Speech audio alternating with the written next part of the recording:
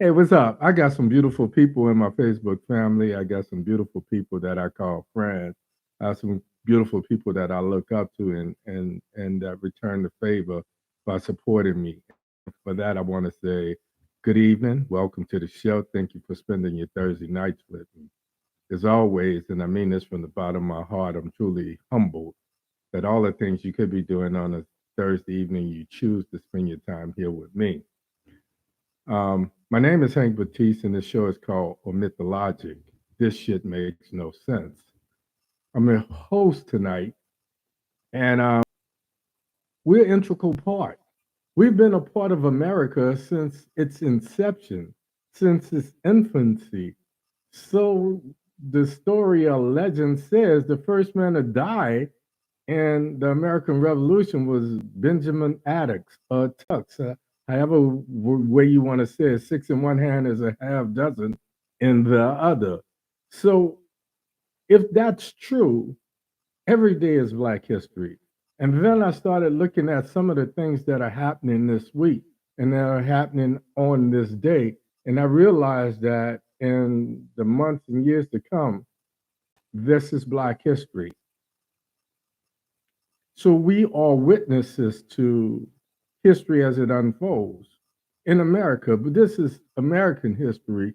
And I think one of the reasons we as Black folks have a tendency to keep coming back is because we say, okay, if the Jews have the Holocaust, we have, and every nationality should have pride in what they are, just like we have pride in the red, white, and blue. So, what's funny about when I start to look at civil rights, black people are the only ethnic group. And if I'm wrong, correct me. But we are the only ethnic group that bring other groups into our quest for equality. Um, it was done with Martin Luther King, and after Malcolm took a trip to Mecca, he came back with a newfound. And what he said is, we got to take care of us first. And I think that's when I look at some other ethnicities, I'm I'm inspired and I'm kind of pissed because we're still fighting and we're regressing. One of my Facebook pages was suspended, and then I realized, how can you silence me? How can you silence my Facebook family when we are the community? But we have no say in said community standards. Then I also realized that the so-called community standards do not reflect our core values. But I'm gonna revisit that later. Frankly, I needed a spark to reignite my passion and my fire. Because like you, I feel that lately I'm losing followers because like you and like me, we are worn out with the same old song and dance. We're tired of talking about Manson. We're tired of talking about cinema. We're tired of talking about Pelosi. We're tired of talking about Build Back Better because it ain't gonna never happen. We're tired. We're tired. We're tired. We're tired. And I understand that. But then I ask myself, what could I do to give you a reprieve? Then it dawned on me that this is Black History Month. But this is good. This is a whole nother spin on that. When I look at, this young black female who's the just took gold in speed skating, Olympic speed skating, and then when I look at the disparity between how um, Miss Richardson was treated versus this little Russian girl, I'm I'm appalled, but I'm not surprised. So tonight we're going to talk about Black history. We're going to talk about American history because we can't talk about Black history without talking about American history. But this history that we call American history has been enhanced by Black Americans, by people of color that's come to this country and added to the fabric that is the red, the white, and the blue. So tonight's story is simply called Meanwhile, This is Black History. My name is Batiste. This is Omit da Logic. This shit makes no sense. Let's do it. We're going to make some sense of it. This week, this shit makes no sense. One of the things that angered me most was the fact that John Lewis basically dedicated his life. And you hear people say they dedicated their life to serving the public or public service. And then we come to find out that all they did was fatten their own pocketbook. They go into office so poor they can't buy gum on credit. And when they walk out, millionaires and they work hundreds of millions of dollars. So one of the things that pissed me off this week to the utmost of pissosity, the John Lewis voting rights bill fell by the wayside. And it did so with a Democratic president, a Democratic majority in the House, a Democratic majority in the Senate, with the caveat of those two wolves in sheep clothing, who I shall not name again. Then I say, this is Black History Month. We absolutely need a John Lewis voting rights bill. We absolutely need a George Floyd police reform bill.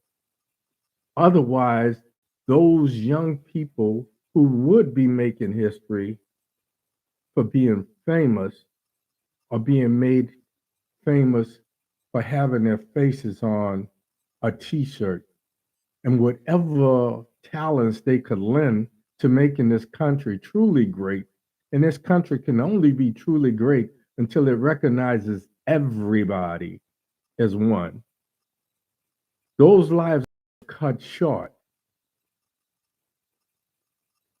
one of two ways. One way is they're dying by the hands of a would-be brother. The other way is, and it's still happening today, people are still dying by the hands of the police, especially young Black men. We're going to get into that. Every week for the last year, I know you're tired. You say, Hank, my brother, every week for the last year, you've been saying the same thing. And it's true. Every week for the last year, I've made predictions, Creole predictions, using all my Creole powers to let you know what was going to happen. So when it happened, we would have a plan for reversing it. And secondly, so we wouldn't be knocked off center. We wouldn't be caught by surprise. We'd be prepared for it. But tonight we're going to look at some of the bleaker sides and the threats, those of us who are most vulnerable to what's happening today.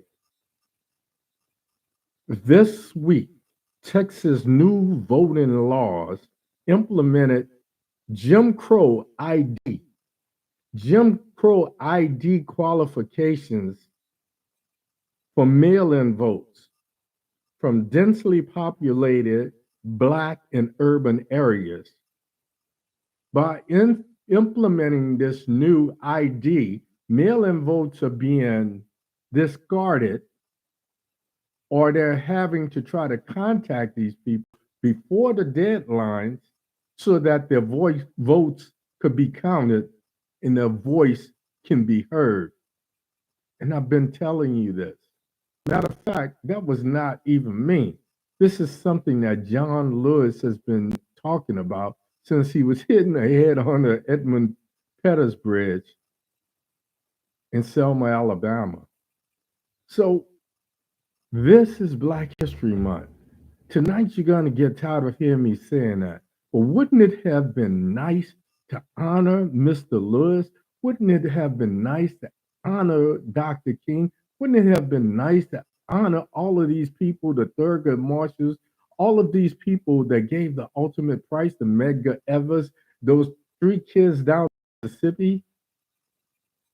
Wouldn't it have been nice to be able to say, we didn't get Build Back Better, but Congress made sure, our Democratic president made sure that every vote would count, and that in highly densely populated Black areas, and the same thing is happening here in Florida with Val Deming's seat, that area is being redistricted so that it's diluted.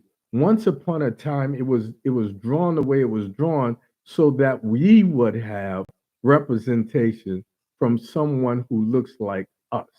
And the one thing I have to do is I have to show love. I have to take my hat off to Val Deming because she represented us.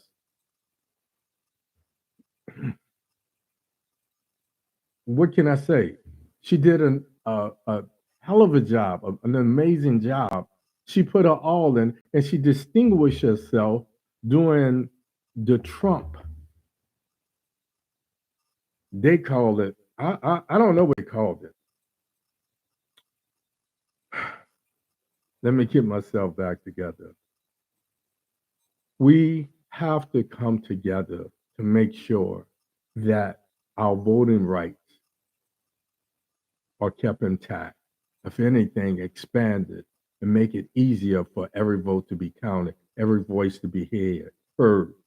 And I say this, if you live in Texas, be prepared to vote in person. If you live in Texas and you are solicited by a mail in vote, a ballot, ignore it and vote at the polling site, a polling place. If you live in Texas, be prepared for less voting places along the lines in Black and densely populated urban areas. It's as simple as this, fam.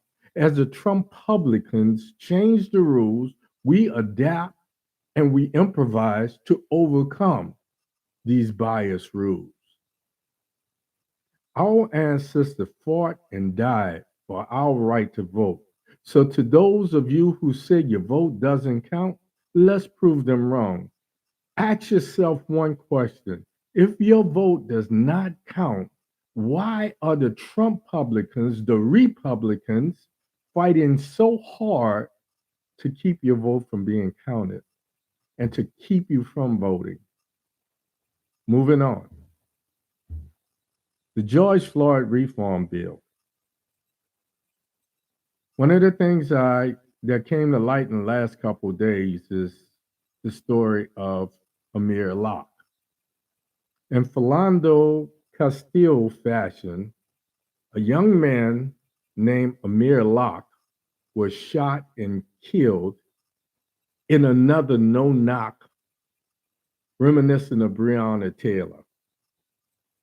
Like Breonna, young Amir was awakened by the police and shot by a police who failed to identify himself.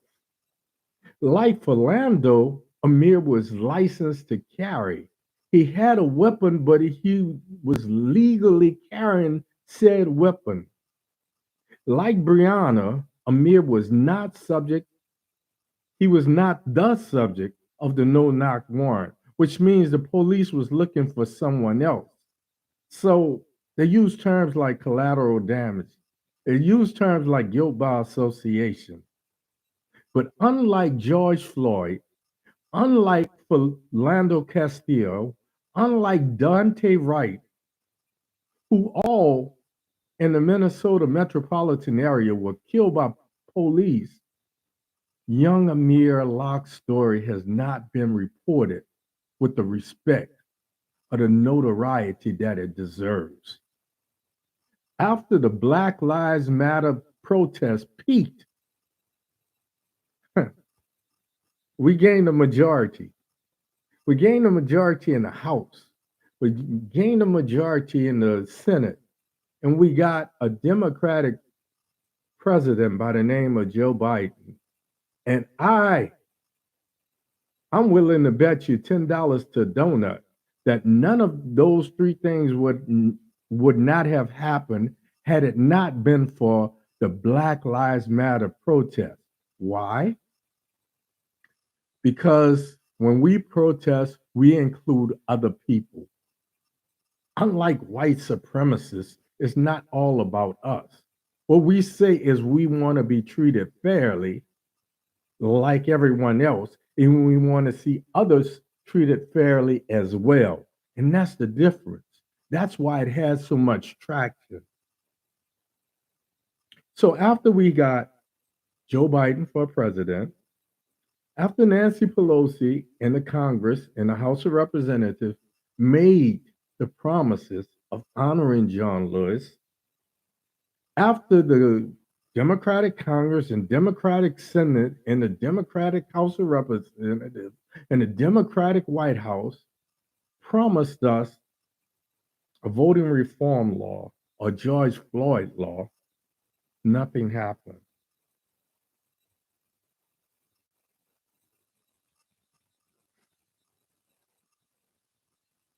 That dead space was to honor young Amir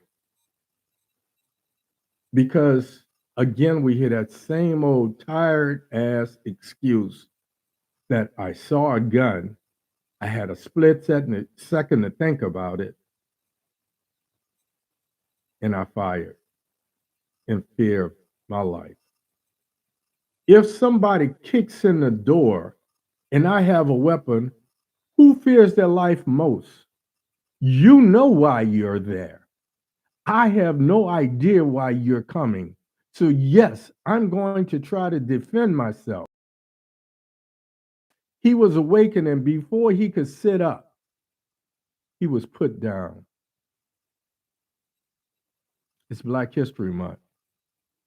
My question for Congress, my question for the President of the United States, and my question for the media is, do Black lives still matter? Moving on. Facebook and its community standards. Now, I can't ignore this. Today, I was 2 hours before I came on air, I was notified that I was being suspended for 30 days because, again, I somehow talked about violence and my God, I broke somebody's community standards. I've been saying for the longest time, we need to take our streets back. And this is what it's about. And they flipped the script and made it somehow like I was talking about violence. And I won't talk about it specifically because then I'll put myself in the double jeopardy rule that doesn't apply to Facebook. There's no such thing as double jeopardy. And then they ask you these questions like, do you think this was fair? They ask you these questions like, how do you feel about this? So if you say something like you misinterpreted what I said, it's no one to appeal it to. Judge and jury, Zuckerberg and Meta. So this is why you don't see me on Instagram. Yes, I have an Instagram account, but I'm not going to give this idiot more information about me and more pictures when it comes to facial recognition, facial recognition of myself and my family and my children and my grandchildren. It's the only reason why I don't post so many pictures of them. It's not because I don't love them. So on this fake ass love your son's day or this fake ass love my daughter's day or, you know, I don't respond. What did you look like 10 years ago and what you look like now? You've been my friends for 10 years. Some of you have known me since high school, so you know what I look like. Just in case you didn't know, I look like that. I had hair, like most of us did back then. I look like that. I was probably 100 pounds lighter. So these so-called little fake games is nothing more than data mining, collecting data that he can use as he sees fit, and we give it away. Then there was a story today on CNN because this whole disparity, two stories as a matter of fact. One was on the murders of Ahmaud Arbery. Now that they're in federal court for hate crimes, they brought up their Facebook accounts. And I say that because of this. Young Mr. Mac Michaels had all of these racial slurs and all of these racist comments. He's so glad to have his new job because not an N word in sight. And they spoil, they ruin everything. And he talked about a situation with us. And he talked about using violence to take us down and take us out. I doubt, I doubt seriously that he was suspended because every time I'm suspended, those so-called comments that break community standards, that go against community standards, they're taken off the wall. See, they don't leave them there for you to make up your mind. Am I offended by that or not? But McMichael's comments I found very offensive. So, Zuckerberg, why was he not suspended? Why are his comments still there for the world to view? And then there was a second story. It seems that a young black male and a young white male got into a shouting match. The white kid pushed the black kid, and they started fighting. They started tussling. Two cops on the scene that came up on the scene, a white female and a white male. The white female grabbed the white kid and sat him down on the sofa. The white cop grabbed that black young man and slammed him into the ground 3 or 4 times before he handcuffed him. And the person that was filming the whole thing, and I hate to say this because when I was a kid, I used to get teased about looking like a white boy, whatever that meant. But the person that was filming said, and I quote, when observing the disparity of how this young black male was treated in contrast to the young white male who just was calmly sitting there because he felt like this white cop was now fighting his fight. So now he's as calm as all outdoors. Meanwhile, this other kid is getting his body and his face slammed into the floor and being handcuffed. And then the white female cop got up and came over and they picked the black kid up in handcuffs off the floor.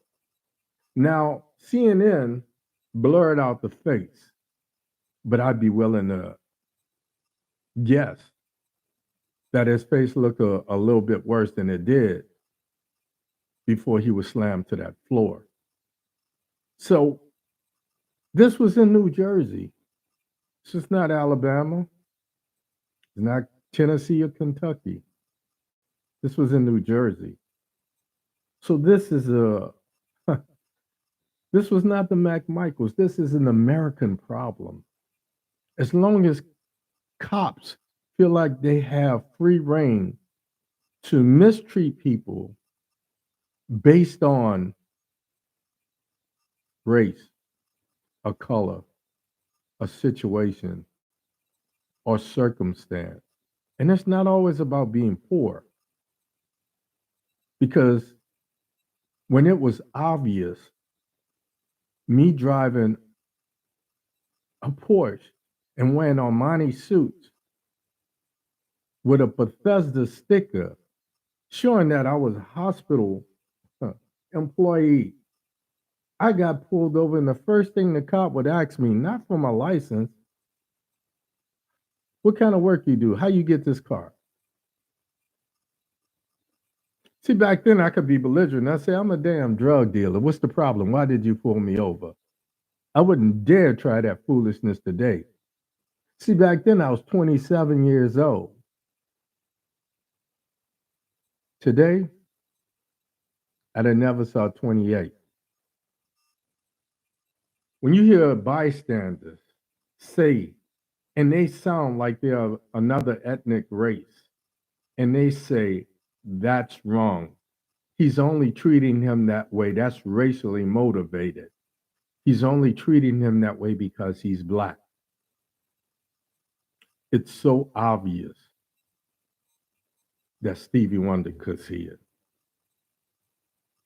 I bring this up because what I supposedly got suspended for was there was a would-be carjacking in my city of New Orleans.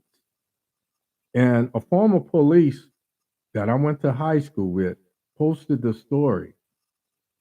And we were debating because the family of the would-be hijacker who was killed by the would-be the owner of the car, the family of this would-be carjacker had the audacity to say he's wrong for shooting him. He didn't have to shoot him. He didn't have to kill him. All he had to do was call police. So let me get this right. I'm supposed to just surrender my vehicle, not knowing whether you have a weapon or what, and hope that you leave me with my life. And then you don't even look at the fact that your child was out there doing something that he should not have done. You don't look at the fact that maybe you just raised a little selfish sociopath. You want to throw the blame on the person who defended himself, his property, and his hard earned money. And truly, let's understand, if this was a cop, nobody would have said anything about it. But because it was Joe Citizen, now I doubt that anything would come of it. But the family had the audacity to say they wanted this man to be brought up on charges, murder charges, because he shot and killed someone who tried to carjack him. I said I wasn't going to cuss this year, but fuck out of here with that. If you come up on me with me seeing all of what's happening and I happen to be armed, I am going to defend myself with every resource at my behavior, every every resource that's available to me. If I am not armed and I can disarm you, that's all I got to say about that. So I don't know what was wrong with that. I didn't say hunt somebody down. I didn't say let's jump in the truck and eliminate a group of people simply because of the color of their skin. I said, let's take our streets back. Something is wrong when kids are so brazen that you got 15 and 16-year-olds. There was a kid that was shot like 12 times in the face. There was another kid who was shot 22 times, 15 years old, shot 22 times. So who's raising these little sociopaths? And how do you have the audacity to want us to care about them? That's all I got to say about that. Folks, I'm going to let you, I'm wound up. I could go on and on and on. This is Black History Month. Amir Locke, who knows what he could have contributed to society?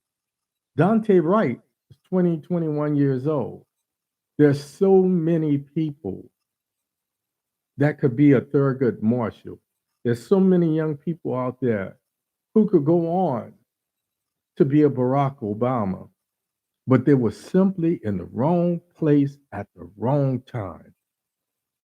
So when we talk about this is Black history, let's talk about making changes so that those coming up today and tomorrow will have the same opportunities that we had yesterday and that we take for granted today. That's all I got. As always important, I'm going to ask you to go to my Facebook. Make sure if you're not on this page, get on this page. Then I'm going to ask you to go to my YouTube because I'm going to start phasing out of Facebook. And it's not to anyone that's on Facebook. I want you guys to transition with me. It's not necessary that you sign up for YouTube. It's only necessary that you subscribe to my channel, that you hit the bell so that you're notified when I'm on YouTube. And you come to YouTube every Thursday night, just like you come to Facebook now, because these folks are not going to let me continue to say what I have to say. Remember, this shit makes no sense. But I'm going to help you every week to try to make sense of it. So, as always, important, do not be so afraid to die that you forget to live for a purpose. As always, important, I will see you next week right here, same Baptiste time, same Baptiste place. And as always, important, I wish you love, I wish you peace. And like your man, bergamot hair grease. I'm out of here. I love you. Ain't a darn thing you can do about it. See you. Good night, folks. We out.